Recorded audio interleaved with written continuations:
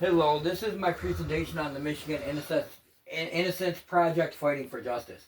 This presentation will highlight the work of the Michigan Project in overturning wrongful convictions and advocating for support and involvement in their mission.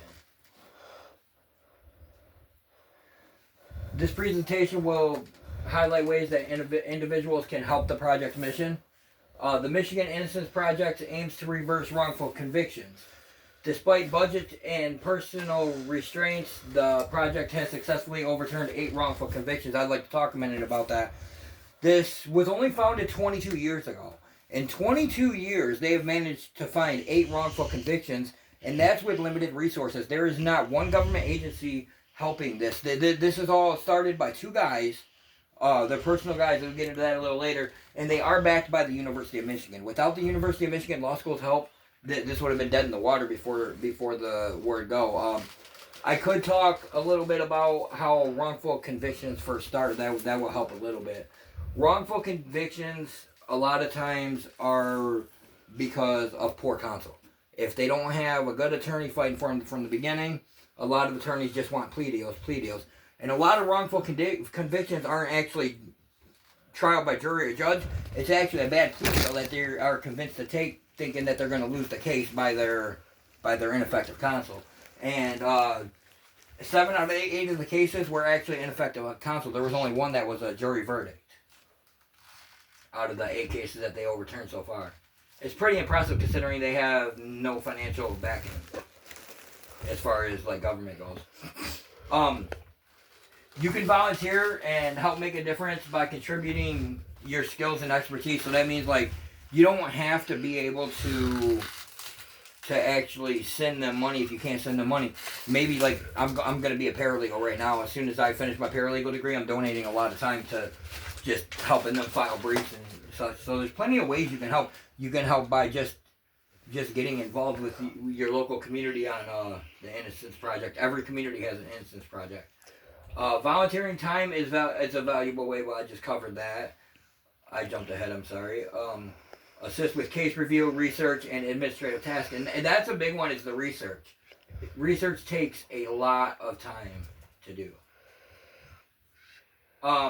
You can help raise awareness of wrongful convictions and the work of the Michigan Innocence Project. Share information on social media and in your community.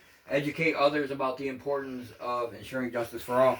I'll tell you, to be honest with you, until I went through what I went through, I'm not going to get into all my personal things, but before I did that, nobody in my family knew about a wrongful conviction and about innocent people being convicted of crimes. So it definitely needs more awareness. You can donate to the cause if you want to. It's available on their website.